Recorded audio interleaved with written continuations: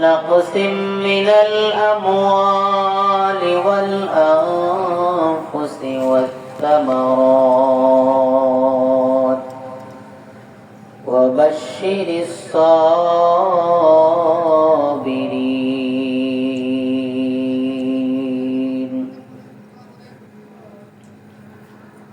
قال رسول الله صلى الله عليه وسلم: الدنيا دار لمن لا دار له ومال من لا مال له ولها يجمع من لا عقل له أو كما قال عليه الصلاة والسلام.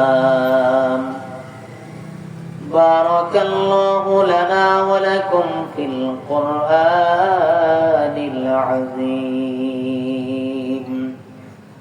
ونفعنا وإياكم بالآيات والذكر الحكيم. اللهم صل على محمد وعلى آل محمد كما صليت على إبراهيم وعلى آل إبراهيم إنك حميد مجيد. اللهم بارك على محمد وعلى آل محمد كما باركت على إبراهيم وعلى آل إبراهيم إنك حميد مجيد. بلغ العلا بكماله كشف الدجى بجماله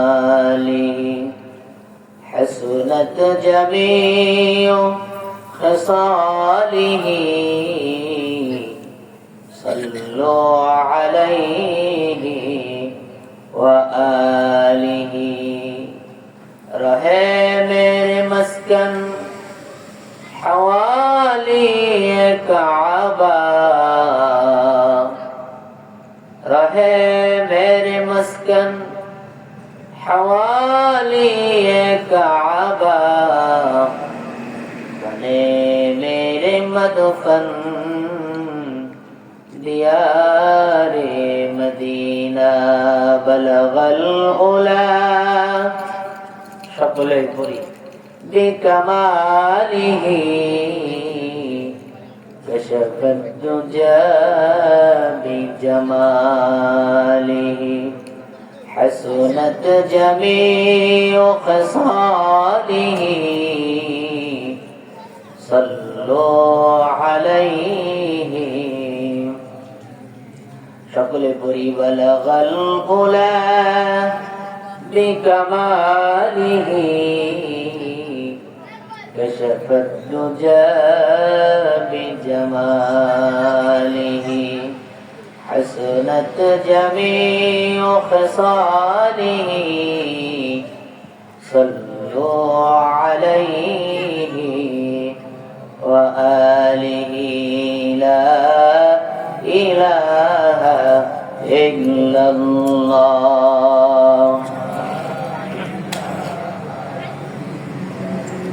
সকলে একসাথে জবান খুলে পড়ি লা ইলাহা ইল্লাল্লাহ, লা ইলাহা ইল্লাল্লাহ।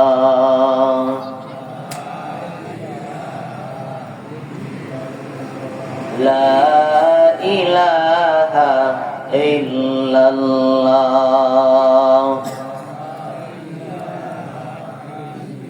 तेरे यद में सबको भुला दो, कोई न मुझे याद रहे। घर दर तुझ पर सब लौटा दो, खाना दिल आबद रहे। अब तो रहे बस कदम आखिर, अब तो रहे बस कदम आखिर, बिर्द जबा में मेरे इलाहा ला इलाहा इल्लल्लाह, ला इलाहा ला इलाहा इल्लल्लाह। जिक्र हक़ आमद जाई रूहे रा, मुरहबा मुद ए दिले मजरूह रा। जंगे दिल अज सैक़ुलेला पाके कुन, सिना बाते गे मोहब्बत जाके कुन।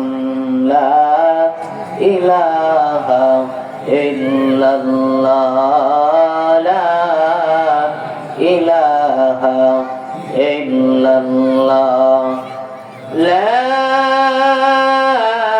इलाहा इल्लल्लाह, मुहम्मदुर রাসূলুল্লাহ। সকলে বলুন লা ইলাহা ইল্লাল্লাহ, মুহাম্মাদুর রাসূলুল্লাহ।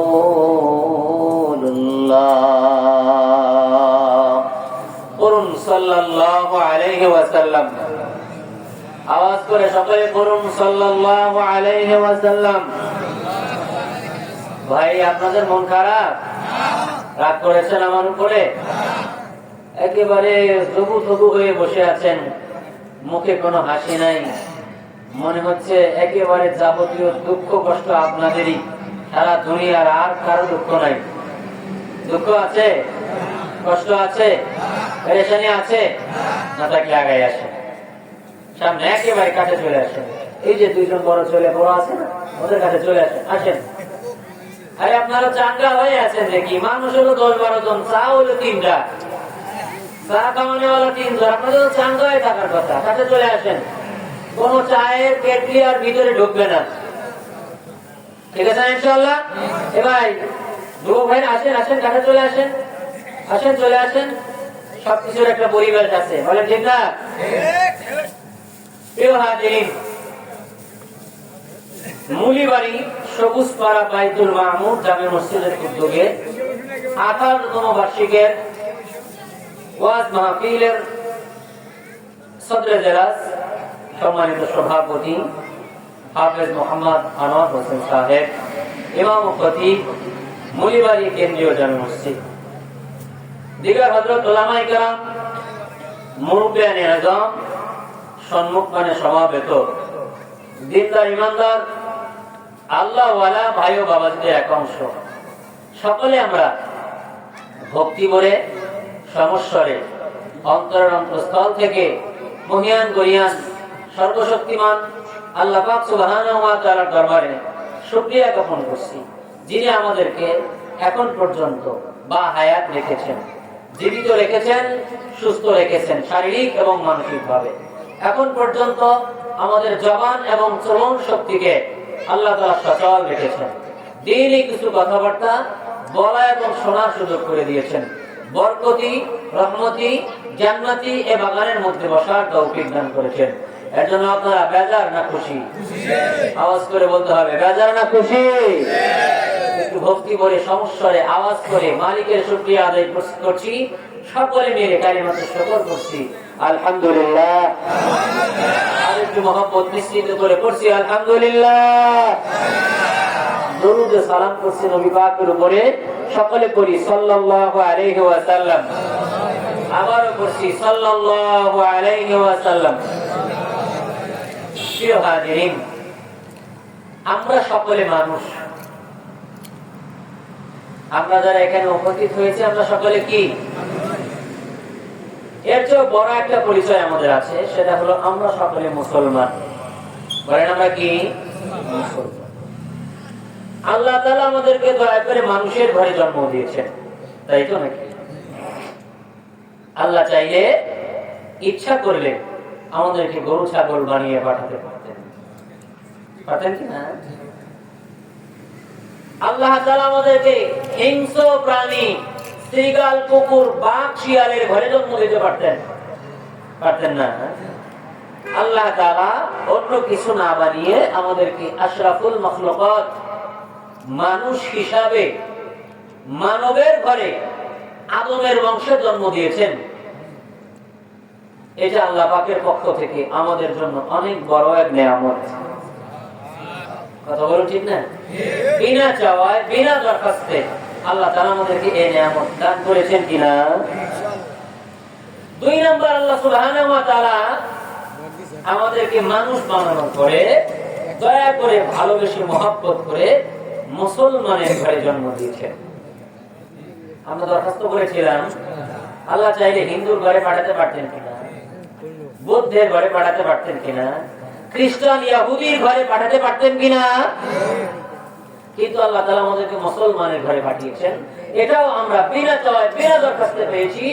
আল্লাহ পাকের পক্ষ থেকে অনেক বড় এক নিয়ামত, ঠিক তো নাকি? আমার কথা বোঝেন তো আপনারা? প্রিয় ভাই, 3 নাম্বার, আল্লাহ মানুষ বানিয়েছেন, মুসলমান বানিয়েছেন। তবে এই মুসলমানের মধ্যে থেকেও শ্রেষ্ঠ অংশের মুসলমান বানিয়েছেন আল্লাহ তাআলা। শ্রেষ্ঠ অংশ কোনটা? আল্লাহ তাআলা আমাদেরকে মুহাম্মাদুর রাসূলুল্লাহর অংশের মুসলমান বানিয়েছেন। আদমের সন্তানেরা মুসলমান ছিল, নূহ আলাইহিস সালামের সন্তানেরা মুসলমান ছিল,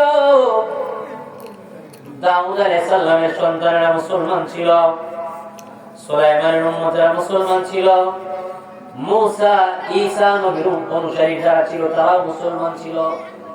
প্রিয় হাজিরিন, রব্বুল আলামিন বিনা দরখাস্তে, বিনা চাওয়ায় আমাদেরকে মুহাম্মাদুর রাসূলুল্লাহর বংশের শ্রেষ্ঠ মুসলমান হিসাবে পাঠিয়েছে।